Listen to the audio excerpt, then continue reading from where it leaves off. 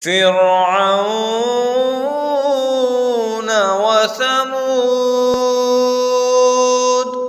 بل الذين كفروا في تكذيب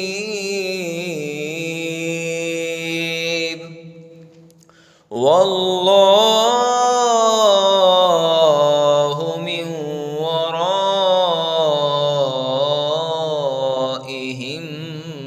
محيط